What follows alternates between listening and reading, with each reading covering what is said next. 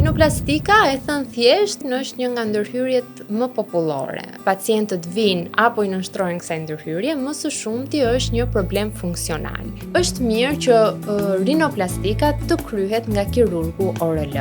Doktorisha, cila është mosha që lejohet një ndërhyrje e tilla? A ka probleme funksionale, a ka vështirësi në frymarrjen me hund, a vuan nga alergjit? Po rreziqe paraqet kjo lloj ndërhyrje?